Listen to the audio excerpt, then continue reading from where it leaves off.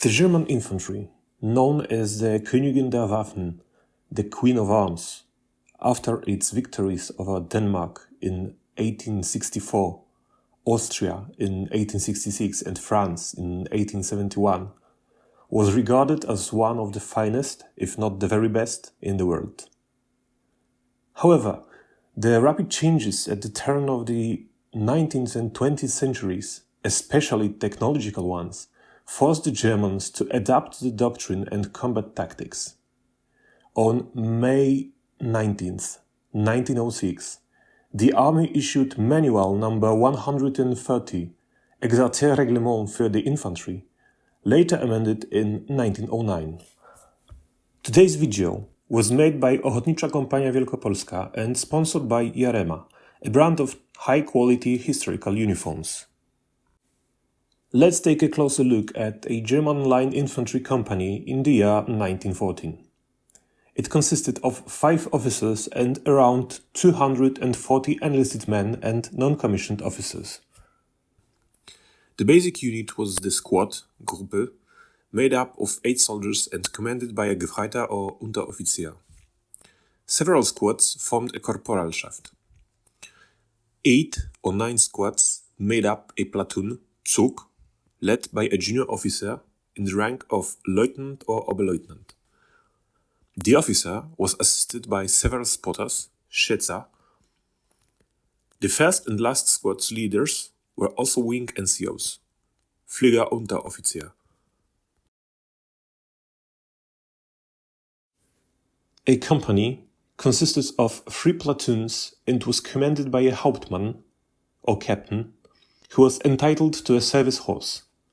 The most important NCO of the company was the first sergeant, Feldwebel, also called Spieß, and was responsible for the daily affairs of the men, maintained the rosters such as company strength, casualties, guard duty, or disciplinary records. Every company also had 2 buglers, Hornisten, and 2 drummers, Tambours, who transmitted orders in sound. If the company was carrying the battalion standard, it took position on the right flank. The standard bearer, Fahnenträger, was assisted by 2 NCOs, Fahnenunteroffiziere. The primary formation was the line formation. Soldiers stood in 2 ranks with the squad leaders, Gruppenführer, positioned behind the men. This was the standard formation for firing volleys, advancing forward, or launching a bayonet charge. It allowed the company to concentrate its fire or focus its breakthrough in attack. When the situation required, soldiers could spread out into a loose skirmish line. In 1914, the intervals between men were 1 pace, which was quite different from the more open skirmish lines of later years. This formation required much more space. The company front could triple in width, and officers' orders often became difficult to hear. In line formation, maneuvering was difficult and marching over long distances was exhausting.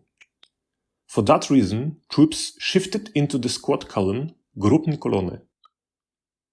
On the command in Gruppenkolonne, Auf, Marsch, the squads wheeled to the right and lined up one behind another, with NCOs moving to the flank.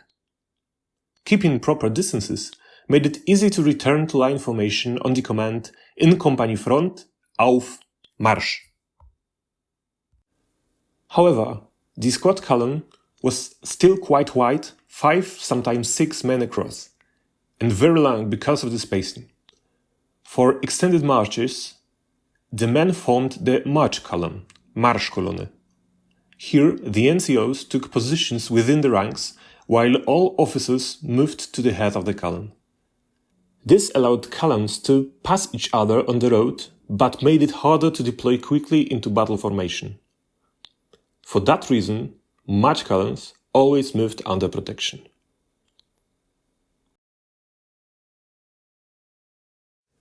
Hope you enjoyed this episode. If you liked this video, be sure to give it a like and a share. But most importantly, hit the subscribe button. You can also consider ordering our manual for German reenactors, Vademecum of the German Musketeer. Link in the description down below. Take care and see you in the next video.